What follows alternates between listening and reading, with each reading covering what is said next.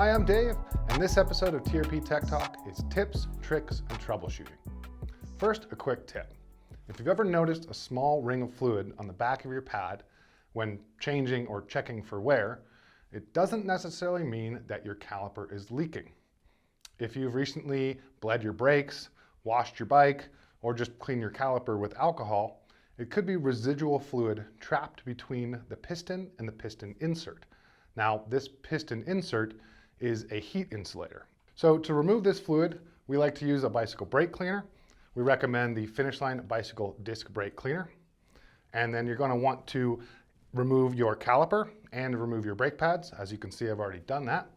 Then getting a rag and that cleaner, you're going to want to put the caliper on its side and spray the pistons, and then flip it over and spray the other side, and repeat this process 2 or 3 times.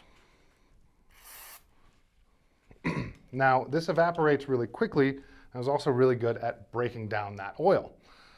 So let that sit for just a few seconds, and using that rag again, we can clean out any additional cleaner if we see any left. But like I said, evaporates very quickly. And then to test to see if we've got all that oil out, go ahead and use a bleed block, put that into your caliper, and then put the system under pressure for 10 or 15 minutes. Come back to it, remove your bleed block, and see if there's any rings of oil on the bleed block. If there are, go ahead and repeat that process until you see a clean bleed block. And then go ahead and reinstall your pads, reinstall your caliper and wheel per manufacturer recommendations. Now for our trick.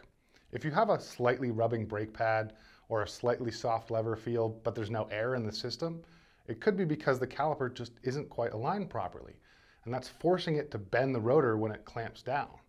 So to properly align this, start with a white sheet of paper.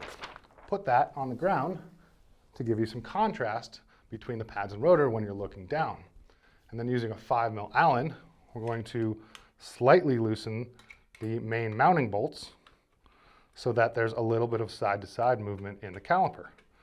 We can then get a firm handful of lever, and that'll align the caliper so that it is where it wants to be.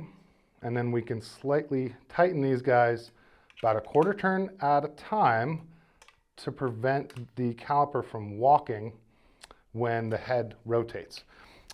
With that just kind of snug, we can go ahead and check the alignment, and we may need to do some physical alignment or manual alignment here to just get that rotor to stop rubbing. This is also a good time to check see if your rotor is true. And then once you've got that aligned, go ahead and tighten these guys fully down to 6 to 8 Newton meters. And that should give you a much firmer lever feel. And now for some troubleshooting. If you've installed your brakes with the TRP Easy Plug system and you have a really firm lever feel but no movement at the piston, or you're trying to bleed from the caliper up and you can't actually push fluid through the system, it could be because that the small O-ring from the Easy Plug installation is actually still on the hose, in between the hose and the lever. So you're going to need to remove that. Well, first step, go ahead and remove your compression nut cover, and then using an 8mm open-end wrench, remove your compression nut. Once you've removed your compression nut, remove the hose. And on the end of the hose, there might be a small O-ring. Now this is our Easy Plug system hose, this is how it comes. And there's a small 2mm Allen head screw right here, and underneath there is a small O-ring. You're going to want to remove that O-ring and then reinstall your hose, reinstall your compression nut to 5 to 7 Newton meters, and then reinstall your compression nut cover. Now in that process, if you've lost any fluid or you think your system just needs a bleed, check out our How to Bleed Your Mountain Bike Brakes video in the link in the description below. Thanks everyone for watching. I hope this video was helpful. If it was, click that like button, and if there's any questions, feel free to comment below or hit up our customer service team. And for more content like this, please subscribe, check out our website, and I'll see you next time.